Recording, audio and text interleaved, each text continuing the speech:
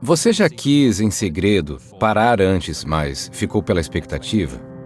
Sim, eu anunciei em privado que eu me aposentaria depois da minha quinta vitória. Eu tinha um vídeo no meu celular que gravei chorando depois de um treino, dizendo: esse é meu último Olímpia.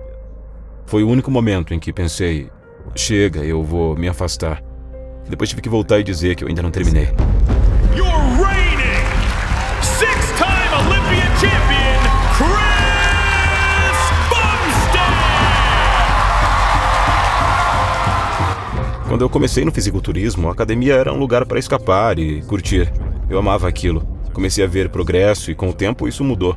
Virou pressão e eu comecei a ligar minha identidade a isso. Como se eu precisasse de muitos aspectos daquilo. Mas eu nunca quis isso. Mas eu tomei a decisão de competir no fisiculturismo. Tecnicamente decido ficar, mas é escolha livre se eu sinto que tenho que fazer para me sentir bom o suficiente. Se minha autoestima e identidade agora estão presas nisso. Esse objetivo, essa jornada, agora tem uma atenção pesada, porque não é uma escolha positiva, não é eu quero fazer isso, é tenho que fazer isso para ser bom o suficiente. Eu já não estava tirando nada disso que me servisse. E eu tive que ser muito honesto comigo mesmo. Eu estava apegado a isso. E eu poderia perder tudo, eu ficaria bem com isso, e se tudo desaparecesse? Antes era amor pelo esporte, amor pelo fisiculturismo. Depois virou esse apego ao que vinha com isso. E entrando no último ano, eu nem estava aproveitando mais. Era mais uma atitude de eu tenho que treinar para ganhar o Olímpia, em vez de eu posso treinar hoje e tenho a chance de ser o melhor do mundo se fizer isso direito. Foi uma mudança de mentalidade em que percebi porque pensei, isso não é mais pra mim, é hora de sair do palco, porque isso não está me fazendo bem e esse não é o motivo certo. O motivo pelo qual você começa algo costuma mudar com o tempo. O que te impulsionou no início pode agora te drenar, e se tá te drenando é hora de reavaliar. Não me entenda mal, tudo isso é incrível. Dinheiro, atenção, eu sou humano, curto pra caramba, mas não era isso que me fazia bem no dia a dia. E eu saía de casa e ficava pensando, tenho que comer de novo, perdi uma refeição, fui num evento e perdi 1 quilo, minhas pernas vão estar grandes o suficiente esse ano, sinto que minha cintura cresceu.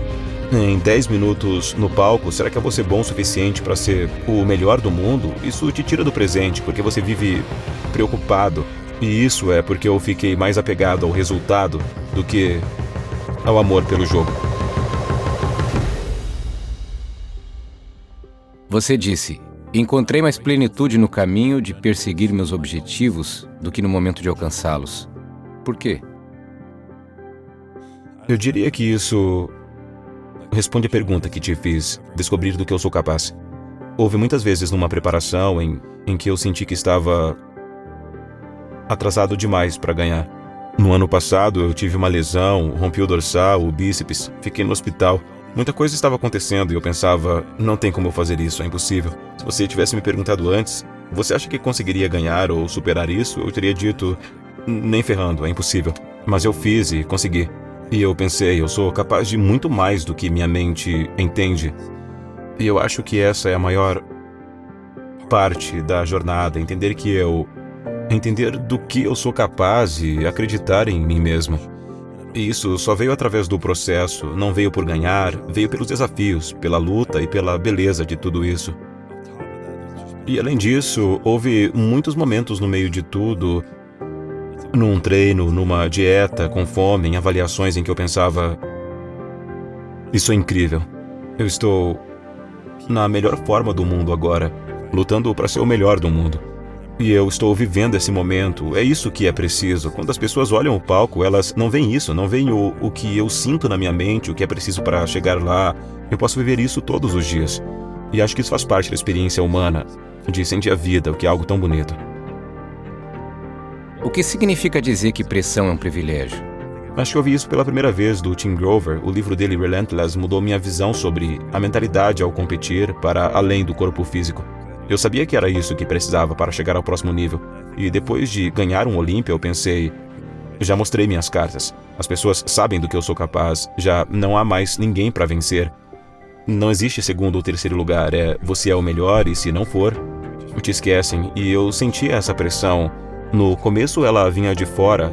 E eu tentava entender como lidar melhor com ela sem que ela me afundasse ou freasse meu progresso, e tive que aceitar que a pressão vinha de mim mesmo, não do lado de fora, e que era uma boa pressão, uma pressão para ser melhor, para me tornar minha melhor versão. Se eu escolher usá-la de forma certa, ela vai me empurrar a crescer mentalmente, fisicamente, nos meus relacionamentos, no que eu decidir, se eu escolher ter controle das coisas que posso controlar. É uma escolha. Colocar sua percepção no privilégio e não no fardo, e ao retomar o poder dessa escolha, isso te impulsiona para frente ao invés de te parar. O que mais significa ter uma mentalidade de campeão? De novo, isso foi evoluindo com o tempo. No começo era só ganhar e depois se transformou numa mentalidade de não desistir. É aceitar os medos que eu tenho, as dúvidas, tudo o que passa pela minha mente, mas mesmo assim não desistir e não me abandonar. Não importa o quão duro seja o momento, o que eu esteja passando ou toda a porcaria que eu esteja sentindo, eu vou colocar o mesmo trabalho, porque os campeões não são controlados pelas circunstâncias externas.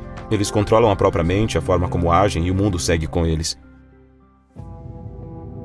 Eu achava que era ruim ser movido por eu não sou bom o suficiente, então preciso conquistar X para ser. Não acho que seja o jeito ideal de viver, mas talvez seja um bom começo. Muita gente chega no topo assim. Talvez isso te coloca num lugar de tanto sucesso que você consegue ver o que realmente importa, ganhar confiança e experiência para olhar para dentro e refletir sobre como ter um valor próprio autêntico e duradouro. Talvez se você disser, não, você não deveria fazer algo porque não é suficiente, então você nunca começa, certo? Ou talvez você vire um fisiculturista incrível, tem uma sequência enorme e percorra esse caminho de autodescoberta e no fim entenda tudo. Eu não mudaria a razão pela qual comecei, mesmo que tenha vindo de um lugar inseguro ou negativo, porque isso me levou ao lugar em que estou agora. É mais fácil fazer as coisas que você quer fazer, até não precisar mais delas, do que tentar se libertar desse desejo no geral? Eu sempre me identifiquei conversando com Jim Carrey sobre isso. Ele tem algumas frases e uma em especial diz: desejo que todos alcancem seus sonhos e esperanças para perceberem que isso não os completa. Cara, e a outra foi, ironicamente, eu acho que no Golden Globe, ele sobe no palco, não lembro bem as palavras, mas diz: eu sou 2 vezes vencedor do Golden Globe. E o Jim Carrey vai precisar de uma boa descansada. E quando eu sonho, eu não sonho qualquer sonho.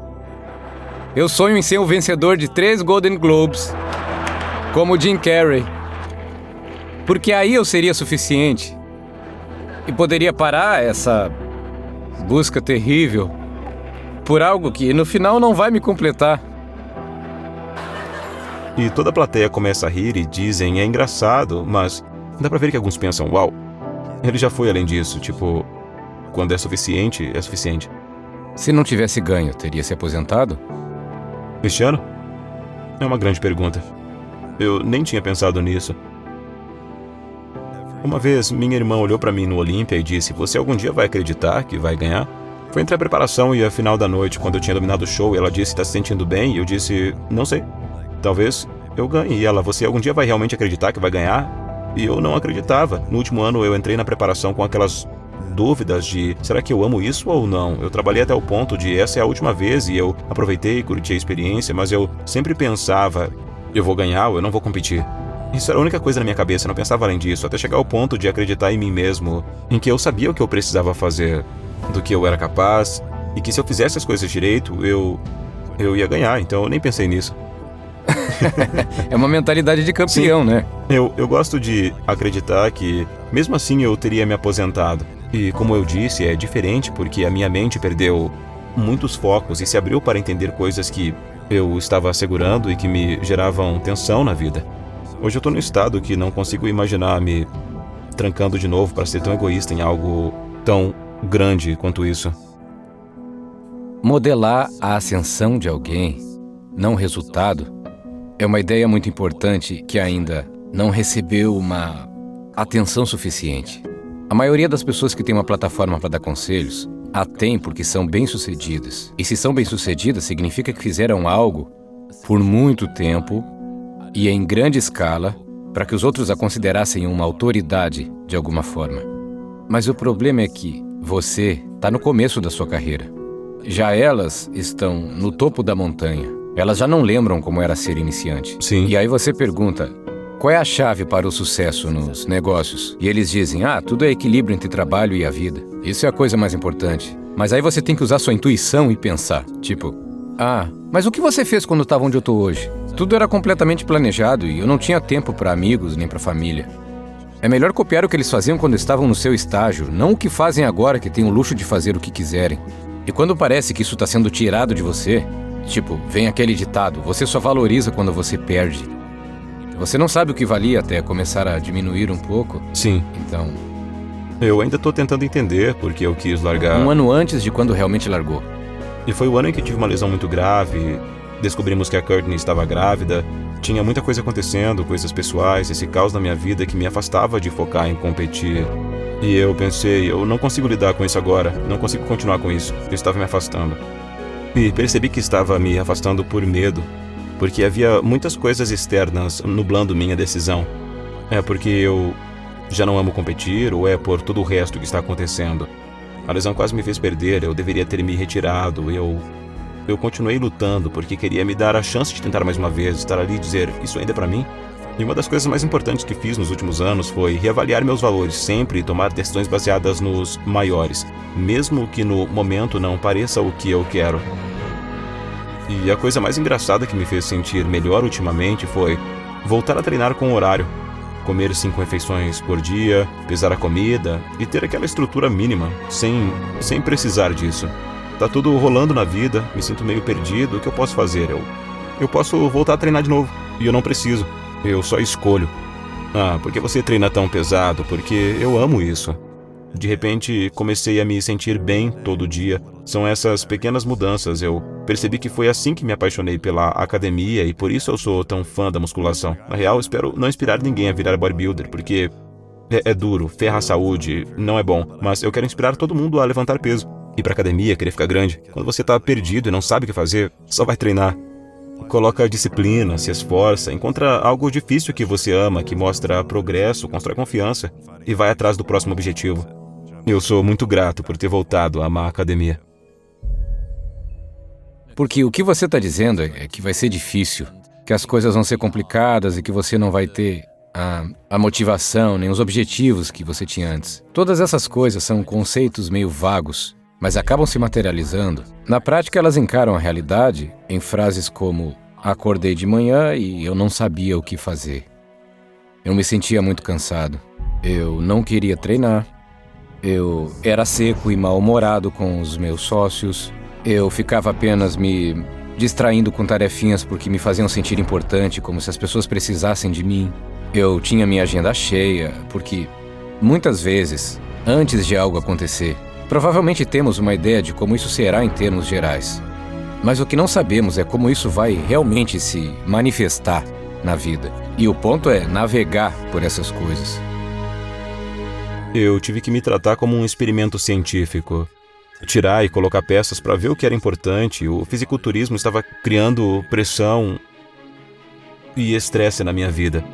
Será que tinha relação com isso?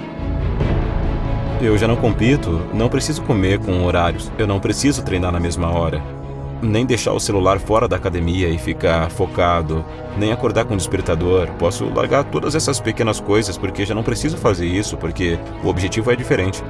Mas então começo a não me sentir bem, tá?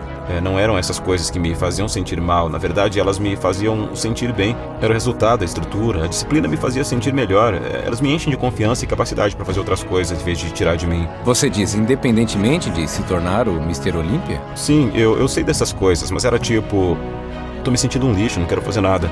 E é muito mais difícil sair disso do que se você tivesse percebido antes. Assim é a vida, não existe uma subida direta até o topo, são altos e baixos. Vai construindo uma nova versão de si mesmo. E o que você diria para alguém que perdeu o rumo da vida, assim como aconteceu com você?